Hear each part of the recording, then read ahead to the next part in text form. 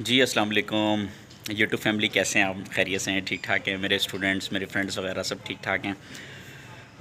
12 ربیع الاول کے حوالے سے ایک چھوٹا سا شارٹ میں نے آپ کو میسیج دینا تھا کہ ہمیں آپ صلی اللہ علیہ وسلم سے کس طرح سے محبت کرنی چاہیے، اور 12 ربیع الاول کے موقع پر کیا پیغام ہونا چاہیے، اور ہمیں ہماری کیا کوالٹیز ہونی چاہیے کہ ہم رسول اللہ کے جو ہے نا وہ سچے امتی بن سکیں۔ تو سورہ فتح اگر آپ پڑھیں، جو آپ صلی اللہ علیہ وسلم کی فیوریٹ سورہ ہے، اور اس کے بارے میں آپ محدثین سے سنتے ہوں گے کہ یہ سورہ تب نازل ہوئی تھی جب فتح مکہ کے موقع پر، اور یہ آپ صلی اللہ علیہ وسلم کی ون آف دی فیوریٹ سورہ ہے۔ تو اس کے اینڈ میں بڑی خوبصورت آیات ہیں۔ بسم اللہ الرحمن الرحیم، محمد الرسول اللہ والذین معه اشداء علی الکفار رحماء بینہم تراہم رکعا سجدا یبتغون فضلا من اللہ ورضوانا سیماہم فی وجوہہم من اثر السجود ذالک مثلہم فی التوراۃ۔ یعنی کہ اللہ تعالیٰ نے فرمایا کہ محمد اللہ کے رسول ہیں صلی اللہ علیہ وسلم، بے شک، اور جو ان کے ساتھ ہیں وہ کفار پہ سخت ہیں اور آپس میں بڑے مہربان ہیں،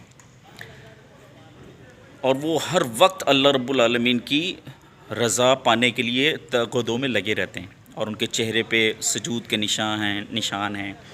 تو اس میں جو سب سے امپورٹنٹ میسیج ہے وہ یہ ہے کہ اگر ہم خود کو رسول اللہ صلی اللہ علیہ وسلم کا عاشق کہتے ہیں، اگر ہم کہتے ہیں کہ ہم آپ صلی اللہ علیہ وسلم کے سچے امتی ہیں، تو ہمارے کریکٹر میں ایک سگنیفیکنٹ فیکٹر یہ ہونا چاہیے کہ ہمارے ہر ایکٹ سے لگے کہ ہم آپ صلی اللہ علیہ وسلم کی پیروی کرتے ہوئے اللہ پاک کی رضا کے لیے ہر وقت لگے رہیں۔ مطلب ہماری کوشش کا جو مین آبجیکٹیو ہے وہ اللہ کی رضا پانا ہے۔